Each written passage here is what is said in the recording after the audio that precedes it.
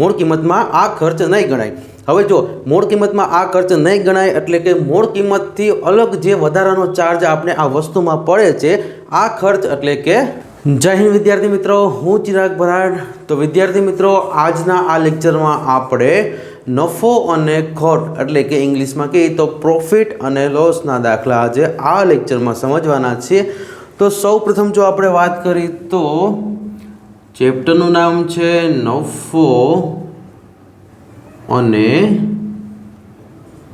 ખોટ એટલે કે નફો અને ખોટ, ઇંગ્લિશમાં પ્રોફિટ અને લોસ। આ સમજૂતી સાથે આજે આપણે આ લેક્ચરમાં દાખલા આના જોવાના છીએ। નફો અને ખોટ એટલે કે કોઈ પણ વસ્તુ આપણે ખરીદી અને થોડા સમય પછી એને વેચી દીધી તો આમાં નફો થાય છે કે ખોટ, આ આધારિત દાખલા આજે આપણે જોવાના છીએ। તો સૌપ્રથમ વાત કરીએ તો સમજૂતીમાં આપણે સૌપ્રથમ સમજીએ તો પહેલાં તો મૂળ કિંમત આવશે। એટલે કે કોઈ પણ વસ્તુની જો આપણે નફો અને ખોટમાં વાત કરી વિદ્યાર્થી મિત્રો તો સૌપ્રથમ સૌથી પહેલાં કિંમત આવે। કઈ કિંમત? તો વસ્તુ સૌપ્રથમ આપણે કેટલા ભાવમાં લીધી। એટલે કે માનો કે તમે કોઈ એક ગાડી લ્યો છો તો ગાડી પહેલાં તમે ખરીદવાના તો છો, તો ખરીદી વખતે તમે જે મૂળ કિંમત એટલે કે મૂળ કિંમતના ખરીદ કિંમતની તમે જે ભાવ એટલે કે તમે જે કિંમત, તમે જે પૈસા સામેવાળાને આપો છો એટલે કે આ મૂળ કિંમત શું હતી? તો સૌ પ્રથમ આપણે તેમાં મૂળ કિંમત સમજવાની છે। એટલે કે જો મૂળ કિંમતની આપણે વાત કરીએ તો મૂળ કિંમત અથવા તો તેને ખરીદ કિંમત પણ કહી શકો। હવે જો આ મૂળ કિંમત અથવા તો ખરીદ કિંમત એટલે કે જે તે સમયે તમે સૌથી પહેલાં એ વસ્તુને ખરીદી હશે, એટલે કે જ્યારે આપણે આ વસ્તુને ખરીદી ત્યારે આપણે તેને કેટલા પૈસા આપ્યા હતા, તો આ મૂળ કિંમત એટલે કે જે તે સમયે આપણે કોઈ વસ્તુને ખરીદી છે તો આ ખરીદતી વખતે આપણે સામેવાળાને કેટલા પૈસા આપ્યા, તો આ મૂળ કિંમત થશે। એટલે કે કોઈ વસ્તુને ખરીદતા સમયે આપવી પડતી રકમ અથવા તો રૂપિયા। એટલે કે જે તે સમયે તમે કોઈ વસ્તુની ખરીદી છે તો આ ખરીદતી વખતે તમે કેટલા પૈસામાં આ વસ્તુને ખરીદી હતી, આ તમારી મૂળ કિંમત। ત્યાર પછી સમજીએ તો હવે માનો કે તમે મૂળ કિંમત પછી આપણે જોઈએ તો વેચાણ કિંમત, એટલે એ તો તમને ખ્યાલ જ હશે કે વેચાણ કિંમત એટલે આ વેચાણ કિંમત એટલે કે કોઈ વસ્તુને તમે પહેલાં ખરીદી પછી તેને તમારે કોઈક બીજાને વેચવી છે તો આ વેચવા સમયે તમે જે પૈસા અથવા તો જે રકમ નક્કી કરેલી છે આ રકમ એટલે કે વેચાણ કિંમત। જો તેને આપણે વ્યાખ્યા તરીકે સમજીએ તો કોઈ વસ્તુ જે કિંમતે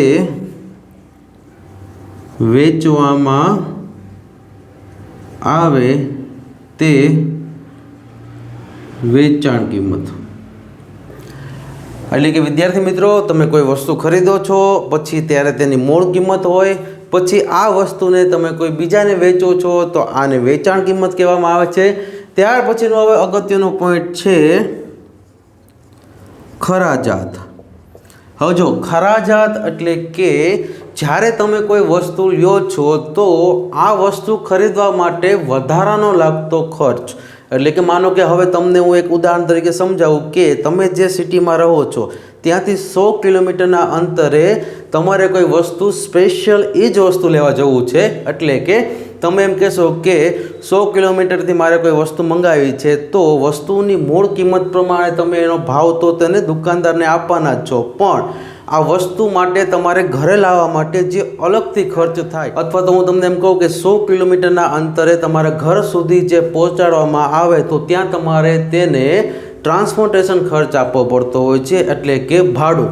હવે જો 100 કિલોમીટરના અંતરે કોઈ બીજા શહેરમાંથી વસ્તુ આવે છે તો તેનો વાહન વ્યવહારનો ખર્ચ આપવો પડે, એટલે કે ત્યાંથી આપણે મંગાવવા માટે જે ભાડું લાગતું હોય છે તે પણ અલગથી 1000, 2000 કે 3000, એટલે કે આ 100 કિલોમીટરના અંતરેથી કોઈ વસ્તુ મંગાવવી પડતી હોય છે તો ત્યારે આપણે તેને એડવાન્સ ભાડું પણ દેવું પડતું હોય છે। માનો કે કોઈ મોટી વસ્તુ છે અથવા તો કોઈ મોટું ઇલેક્ટ્રિક વસ્તુ છે તો તેને બીજા ત્રીજા માળે ચડાવવા માટે અલગથી આપણે તેમાં મજૂરી ચાર્જ લાગતો હોય છે। એટલે કે સ્થાનિક આપણે જે મજૂરને બોલાવી અને જે વસ્તુ ફિટ કરતા હોય અથવા તો આપણે કંઈક બીજા ત્રીજા માળે ચડાવવાની હોય વસ્તુ, તો આની માટે આપણે અલગથી મજૂરી ચાર્જ આપવો પડતો હોય છે. એટલે કે અહીંયા તમારે ખરાજાતનો અર્થ એવો થાય છે વિદ્યાર્થી મિત્રો કે ખરાજાત એટલે કે તમે જે મૂળ કિંમતમાં જે વસ્તુ ખરીદો છો અને આ મૂળ કિંમતમાં ખરીદતા વખતે તમારે જે વધારાનો ચાર્જ આપવો પડતો હોય છે, એટલે કે ભાડું આપવું પડતું હોય વધારાનું, કે પછી આમાં કોઈ મજૂરી ચાર્જ આપવો પડતો હોય છે, તો આ બધો જે મૂળ કિંમત અલગથી જે વધારાનો ચાર્જ છે એટલે કે વધારાનો ખર્ચ હોય, આ વધારાનો ખર્ચ જે મૂળ કિંમતથી અલગ હશે. મૂળ કિંમતમાં આ ખર્ચ નહીં ગણાય. હવે જો મૂળ કિંમતમાં આ ખર્ચ નહીં ગણાય એટલે કે મૂળ કિંમતથી અલગ જે વધારાનો ચાર્જ આપણે આ વસ્તુમાં પડે છે, આ ખર્ચ એટલે કે ખરાજાત. તો ખરાજાત એટલે કે વસ્તુને ખરીદતા સમયે જે વધારાનો ખર્ચ થાય છે તે. તો હવે આપણે જોઈએ તો વ્યાખ્યા પ્રમાણે, તો કોઈ વસ્તુને ખરીદતા સમયે અલગથી વધારાનો ખર્ચ એટલે કે ખરાજાત.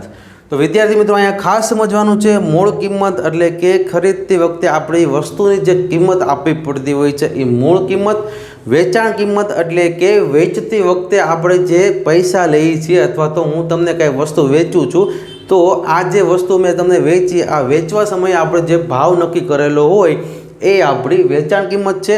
હવે જો તમે મૂળ કિંમતમાં કોઈ વસ્તુ ખરીદો છો, માનો કે તમે ટીવી ખરીદવા ગયા અને આ ટીવીનો ખર્ચ માનો કે 35,000નો છે, પણ આ ટીવી તમારે ઘરે લાવવા માટેના અલગથી જે રિક્ષા ભાડું હોય એ પણ તમારે દેવું પડતું હોય છે. પણ માનો કે હવે આ ટીવી ફિટ કરવામાં ઇલેક્ટ્રિશિયનને આપણે અલગથી 200-300 રૂપિયા જે ચાર્જ લાગતો હોય, એટલે કે આ ટીવી ફિટ કરવા માટેનો જે ખર્ચ લાગે તે અલગથી ઇલેક્ટ્રિશિયનને જે આપણે ખર્ચ દેવું પડે એ આપણી અહીંયા ખરાજાત આવે. કે આ મૂળ કિંમત પ્રમાણે જ તમે એ વસ્તુને ખરીદવાના છો, પણ આ ખરીદતી વખતે તમારે જે વધારાનો બીજો ખર્ચો થતો હોય આ બધો જ ખર્ચો તમારે ખરાજાતમાં ગણવાનો છે.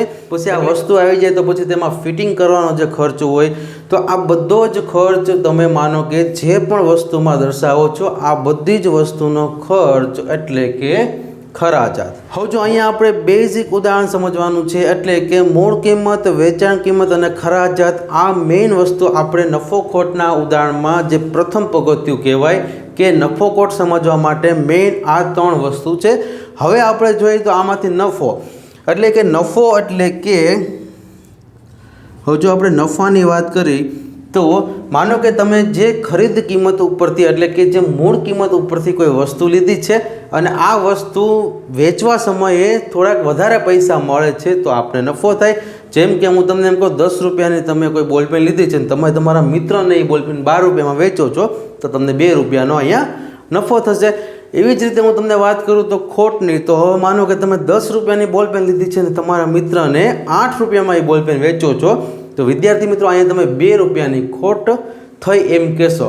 તો આવી રીતે નફો અને ખોટ એમ સમજવા માટે મૂળ કિંમત, વેચાણ કિંમત અને ખરાજાતને સમજવી ખૂબ અગત્યની છે. હવે આની પછી આપણે ઉદાહરણ જોશું કે મૂળ કિંમત, વેચાણ કિંમત અને ખરાજાત ઉપરથી આપણે નફો ખોટના દાખલા જોઈએ. હવે જો આ દાખલા સમજતા પહેલાં આપણે થોડુંક નફાનું આપણે અહીંયા સમીકરણ જોઈએ તો નફો એટલે કે વિદ્યાર્થી મિત્રો વેચાણ કિંમત જે હશે એ વેચાણ કિંમત માઇનસ મૂળ કિંમત કરશો, એટલે કે માનો કે તમે કોઈ વસ્તુ 200 રૂપિયામાં વેચો છો અને એ જ વસ્તુ તમારે 150 રૂપિયામાં આવી છે, તો અહીંયા તમે એમ કહી શકો કે મને 50 રૂપિયાનો નફો થયો. હવે જો આ જ રીતે આપણે ખોટમાં જોઈએ તો ખોટ એટલે કે તમારી મૂળ કિંમત મોટી હોય અને વેચાણ કિંમત નાની હોય. એટલે કે વિદ્યાર્થી મિત્રો અહીંયા તમારે એ સમજવાનું છે કે માનો કે તમે કોઈ વસ્તુને 100 રૂપિયામાં લીધી, એટલે કે મૂળ કિંમત તમે 100 રૂપિયામાં કોઈ વસ્તુ લીધી. હવે આની વેચાણ કિંમત એ મૂળ કિંમત કરતાં વેચાણ કિંમત નાની હોય, માનો કે 80 રૂપિયામાં તમે એ જ વસ્તુને વેચી, તો અહીંયા તમે 20 રૂપિયાની ખોટ ખાધી તેમ કહેવાય. એટલે કે નફો એટલે કે વેચાણ કિંમત મોટી હોય અને મૂળ કિંમત નાની હોય. એટલે કે કોઈ ઓછા ભાવમાં વસ્તુ લીધી અને વધારે ભાવમાં તેને વેચી તો નફો થયો, અને એ જ રીતે માનો કે કોઈ તમે વધારે ભાવમાં એટલે કે ખરીદતી વખતે તમે વધારે પૈસા આપ્યા અને વેચતી વખતે ઓછા પૈસા આપ્યા તો એ આપણી ખોટ થઈ. એટલે કે જેમાં વેચાણ કિંમત મોટી હોય નફો અને મૂળ કિંમત મોટી હોય તે ખોટ. એટલે કે તમે અહીંયા એમ પણ વિચારી શકો કે જેમાં વેચાણ કિંમત મોટી હોય ને મૂળ કિંમત નાની હોય એટલે કે વેચાણ કિંમત વધારે વેચાણી હોય કિંમતમાં તો નફો, અને વેચાણ કિંમતમાં તમે જોશો તો વેચાણ કિંમત નાની હોય અને ખરીદતી વખતે તમે વધારે પૈસા આપ્યા હોય તો ખોટ. તો આ રીતે હવે આપણે નફો ખોટ આધારિત દાખલા જોઈએ તો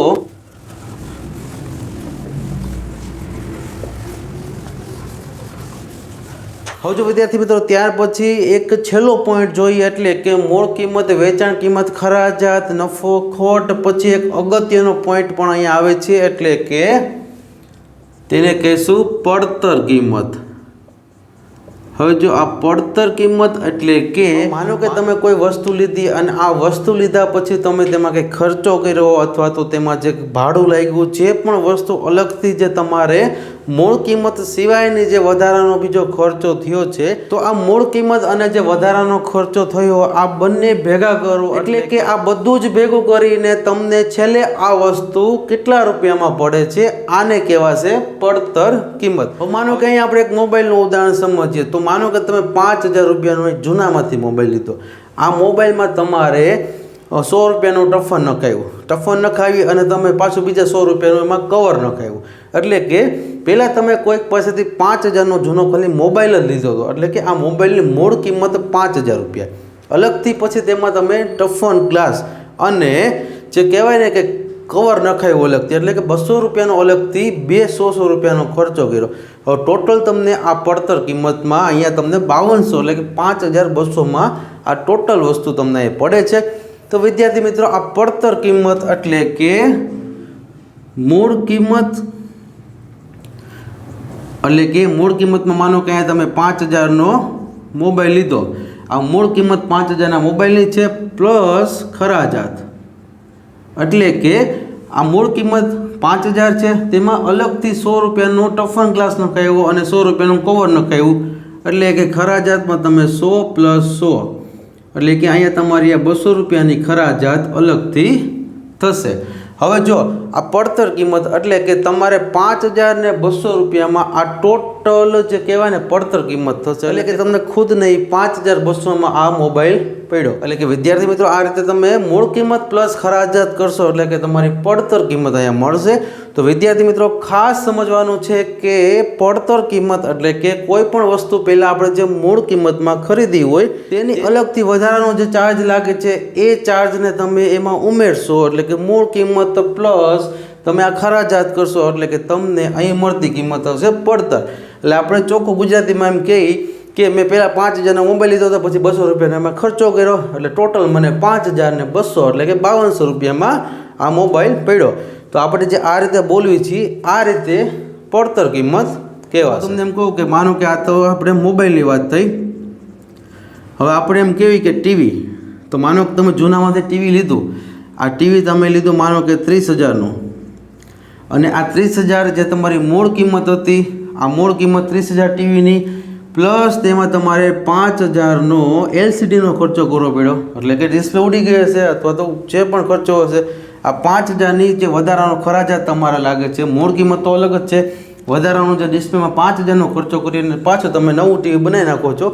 તો વિદ્યાર્થી મિત્રો ટોટલ તમને જે 35,000માં આ પડતર કિંમત મળશે.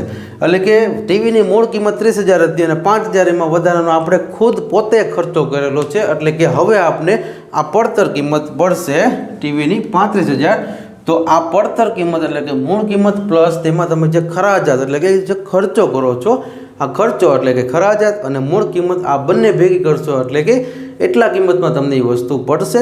તો આ રીતે આપણે મૂળ કિંમત પ્લસ ખરાજાત એટલે કે પડતર કિંમતને પણ અહીંયા આપણે સમજવાની છે. તો હવે પછીનો જો આપણે દાખલા જોઈએ તો વિદ્યાર્થી મિત્રો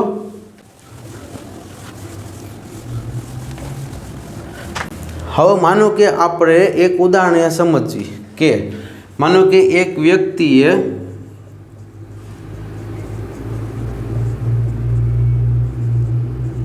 ₹3000 ₹3000 સાયકલ ખરીદી. હવે જો એક વ્યક્તિએ ₹3000 સાયકલ ખરીદી, તેમાં ₹300 ટાયરનો ખર્ચ કરાવ્યો. એટલે કે 3000 સાયકલ લીધી, ₹300 અલગથી તેને સાયકલમાં ટાયરનો ખર્ચો કરાવ્યો. હવે તે ₹3500 વેચે છે. તો જો તો કેટલો નફો અથવા ખોટ થશે? એટલે કે હવે જો આપણે આ ઉદાહરણ સમજીએ તો એક વ્યક્તિએ ₹3000 સાયકલ ખરીદી. આ સાયકલ ખરીદી, હવે તેમાં તેને ટાયર નાખવાનો વિચાર આવ્યો તો તેને ₹300 અલગથી ટાયર નખાવ્યું. હવે જો આ 300નો ટાયરનો ખર્ચો કર્યો, પહેલાં એના મૂળ કિંમતમાં 3000ની કિંમતમાં એને સાયકલ લીધી હતી, અલગથી 300નો ટાયરનો ખર્ચો કરાવ્યો. એટલે કે આ 300નો જે ટાયરનો ખર્ચો કરાવ્યો છે એ ખરાજાત છે. આ ₹3000 આપણી મૂળ કિંમત છે. અને હવે આપણે એ રીતે જોશું તો વિદ્યાર્થી મિત્રો, અહીંયા તે છેલ્લે આ ₹3500 વેચાણ કિંમતમાં સાયકલ વેચે છે. એટલે કે હવે તેને કેટલો નફો અથવા તો ખોટ થાય એવું આપણે સમજવાનું છે. તો વિદ્યાર્થી મિત્રો, અહીંયા તમે જોશો તો પહેલાં તો તેને મૂળ કિંમત બરાબર 3000, પછી તેમાં તેને ખરાજાત એટલે કે ₹300. તો જોશું તો ₹3300 એની આ પડતર કિંમત થઈ. એટલે કે પડતર કિંમત બરાબર 3300. એટલે કે જો 3000 એની મૂળ કિંમત છે, સાયકલ ખરીદી, આ સાયકલમાં ₹300નો ખર્ચો કર્યો એટલે કે ખરાજાત. પછી તો કે આ બેને તમે પ્લસ કરશો એટલે કે તમને પડતર કિંમત મળશે. હમણાં જ આપણે આગળ જોયું પડતર કિંમત એટલે કે મૂળ કિંમત પ્લસ ખરાજાત. તો આ ₹3300 તેની પડતર કિંમત છે. હવે જોશું તો વેચાણ કિંમત એટલે કે વે અને કી એટલે કે વેચાણ અને કિંમત બરાબર 3500 છે. તો વિદ્યાર્થી મિત્રો, અહીંયા તેની વેચાણ કિંમત 3500 છે, તો તેની પડતર કિંમત એટલે કે પ અને કી એટલે કે પડતર કિંમત બરાબર 3300 છે. આ માઇનસ કરશો એટલે કે તેને ₹200 અહીંયા નફો થશે. તો તમે આવી રીતે આ દાખલાને ગણી શકો છો. એટલે કે તે 3500 વેચે છે, ₹3300 તેની પડતર કિંમત હતી. એટલે કે ભાઈ પહેલાં 3000ની સાયકલ લીધી, 300નો ખર્ચો કરાવ્યો, 3300 પડતર કિંમત થઈ. આ 3300 હવે તે ₹200 ભેળવી અને 3500 વેચે છે. તો વિદ્યાર્થી મિત્રો, 3500 માઇનસ 3300 કરશો એટલે કે ₹200 તેનો નફો થશે. હવે આવી જ રીતે કોઈ બીજું ઉદાહરણ સમજીએ તો માનો કે આપણે એક એક્ઝામ્પલ એવું લઈએ કે એક વિદ્યાર્થીએ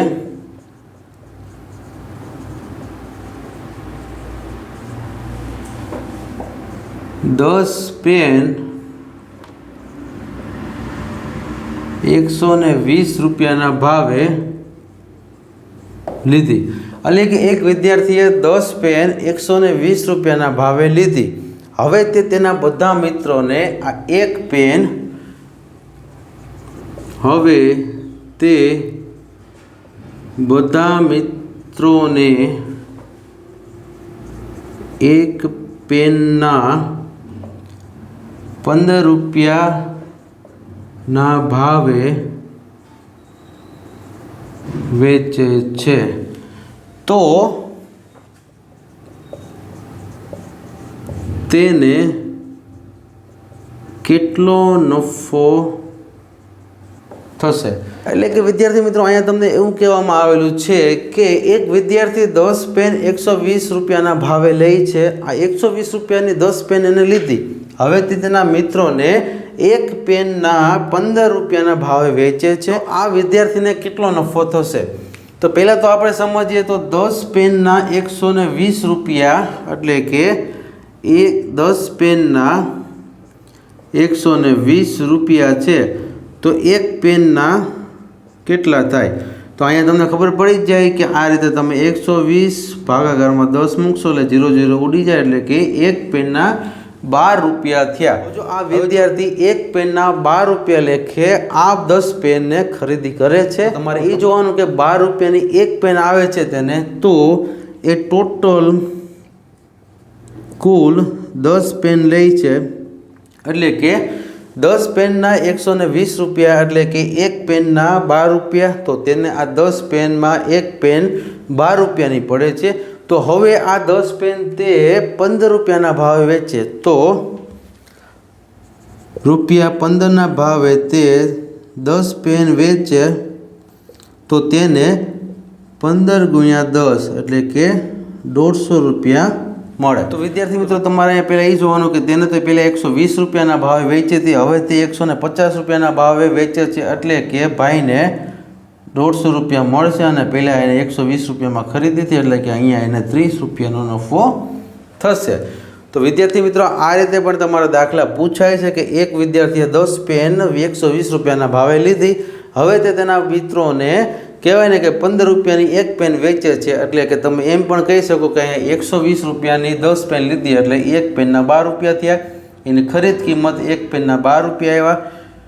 હવે જો આ 12 રૂપિયાની એક પેન પડી તેને, તો તમે એમ કહી શકો કે હવે તેને કુલ 10 પેન હતી, એ 10 પેન એને 15 રૂપિયાના ભાવે વેચેલી છે, એટલે કે કુલ 10 પેન તેને 15 રૂપિયાના ભાવે વેચી, કુલ 10 પેન એટલે કે 15 × 10 એટલે કે 150 રૂપિયા તેને મળે છે. તો હવે તેને આ જે નફોમાં જે 150 રૂપિયા મળશે જે વેચવામાં, એમાં એને 120 રૂપિયામાં તો એ પેન પડેલી છે, એટલે કે 150 - 120 કરશો એટલે કે 30 રૂપિયાનો એને આમાં નફો થશે. હવે જો ત્યાર પછીની આપણે વાત કરી તો એક બેગ ₹450 એટલે કે 450માં ખરીદી અને 100 રૂપિયા